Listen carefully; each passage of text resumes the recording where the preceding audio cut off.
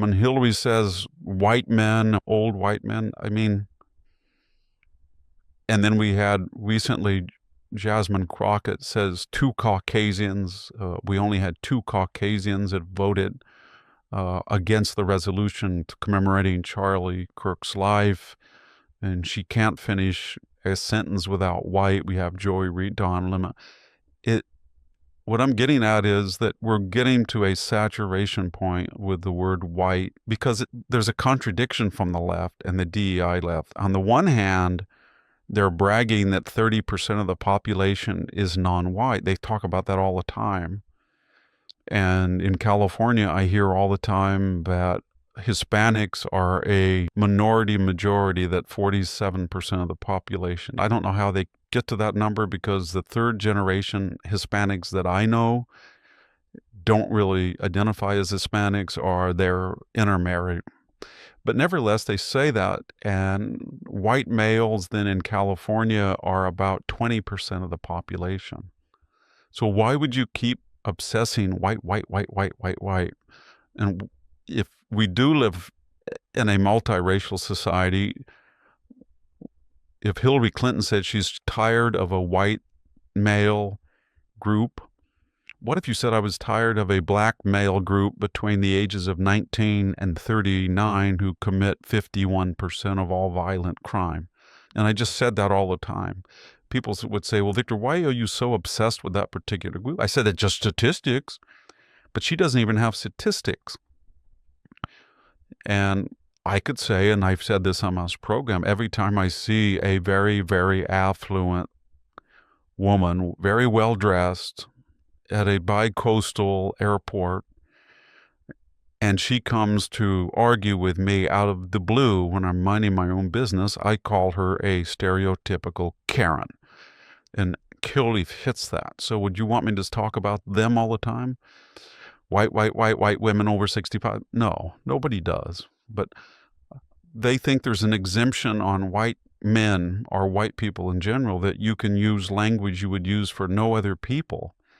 And I'm telling you that I mentioned this before, if you look at the admissions policy at Stanford University until recently when they reinstated the SAT, I guess they were confident about it because they actually published the fact that about 21% of the students were so-called white and 9% were so-called white males. If you were a national university like they are, then that's about 35% of the population white male, but you were by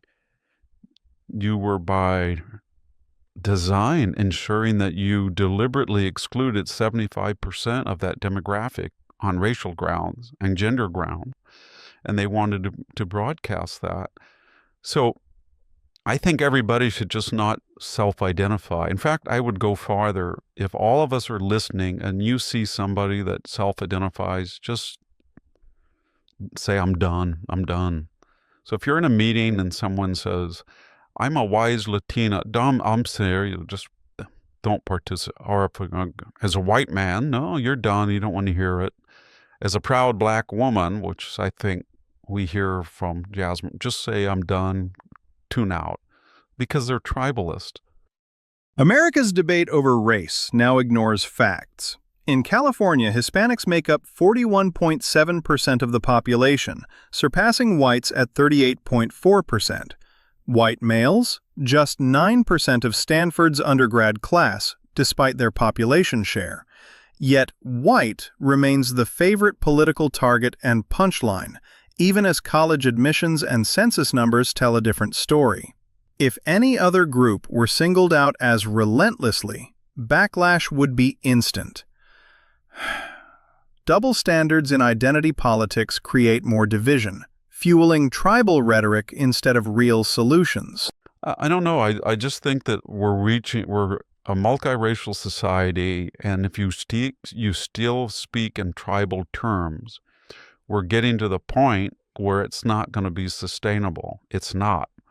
And everybody's got to back off. But what's happening is when we have more, if you look at the per capita income of blacks or any group, it's amazing progress.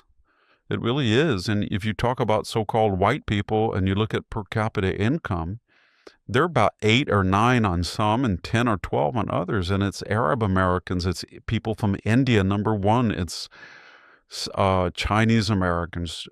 They're ahead of white people. How can that be possible in a white-dominated racist society? And that's what the biggest indicator of equality is: economic viability. And so all of it, and then when you look at certain other, if you look at PhDs that are granted in the humanities, they're about 60% women. If you look at the enrollments of elite colleges, they're about 55% female now.